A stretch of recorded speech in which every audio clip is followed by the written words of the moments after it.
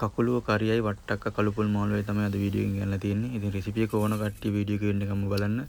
මෙතනදී මම මුලින්ම හදන්නේ කළු පොල් එක. මේකටම සූදුරු මාදුරු පොල් ඒ වගේම කරපිංච විතරයි එකතු කරලා තියෙන්නේ. තව කුල් බඩු එකතු කරගන්න ඕන ගයි. එකතු කරගන්නත් පුළුවන්. මේක මම පොඩ්ඩක් රන්වන් පාට වෙනකම් බෙද ගන්නවා. ඊට පස්සේ ඒක නිවෙන්න තියලා පොඩ්ඩක් නිවුනට පස්සේ බෙන්ඩර් කරලා ගන්න තමයි තියෙන්නේ. මේ විදිහට කුල් බඩු ටික ඔක්කොම වට්ටක්කකට එකතු කරගෙන වතුර පොඩ්ඩක් වගේ දාලා මේක තැම්බෙන්න අරින්න ඕන හොඳට.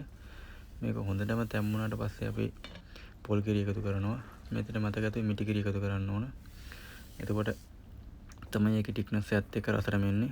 ඉතින් මේකට සීනි පොඩ්ඩක් එකතු කරනවා නම් අර වට්ටක් වල තියෙන පැන් රස ගතිය බැලන්ස් වෙලා එනවා. ඊට පස්සේ අපිට තියෙන හදාගත්ත කළු පොල් එක එකතු කරන්න. කළු පොල් එකත් එක්කම අපිට ගම් මිස්ට් එක එකතු කරගන්නත් පුළුවන්. ඉතින් කළු පොල් මාළු ඒ විදිහට හදලා ඉවරයි. ඊට සතන් තියෙන අපිට කකුල් එකකට ඉතින් අපිට ඕන කරන කුල් බොට්ටු මෙහෙම තෙල් එකට දාලා මම හිතනවා ඔයාලට පැහැදිලි ඇති කියලා මේ දාන එකතු කරන්නේ ඉඟුරු සුදු ලුණු රම්පේ කරපිංචා ටික ඔක්කොම දාගන්න. එනසාල් කුරුඳු පොතු කරාමුණටි ඒවා ටිකත් ඔක්කොම දාගෙන මේකට මම මසාලා පවුඩර් එකයි මිරිස් කුඩුයි තමයි දාන්නේ. දාලා මේක හොඳට මම පොඩ්ඩක් ෆ්‍රයි කරගන්නවා. ඊට පස්සේ තමයි කකුලුව ටික එකතු කරන්නේ. කකුලුව ටික දාලා ඉතින් හොඳට කලවම් කරලා මේ වතුර ටිකක් දාලා හොඳට තැම්බෙන්න අරින්න තමයි තියෙන්නේ. ඉතින් මේක ලේසිම විදියක් මේ කකුලුව හදන රසම විදිය නෙමෙයි ලේසිම විදිය. රසට හදන්න ක්‍රම තව තියෙනවා.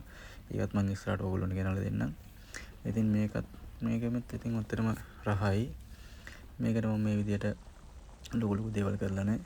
සාමාන්‍ය නෝමලි අපි ගෙදර හදාගන්න විදියට තමයි මේ හදන්නේ. ඉතින් මේකට මම අන්තිමට පොල් කිරි ටිකක් එකතු කරනවා. එතකොට පොඩ්ඩක් කරි එක පොඩ්ඩක් රසට මෙනවා. ඉතින් එච්චරයි තමයි මේකෙත් තියෙන්නේ. ඉතින් මේ විදිහට try කරලා තියෙන අය කමෙන්ට් එකක් දාගෙන යන්න බලන්න කොහොමද රස කියලා.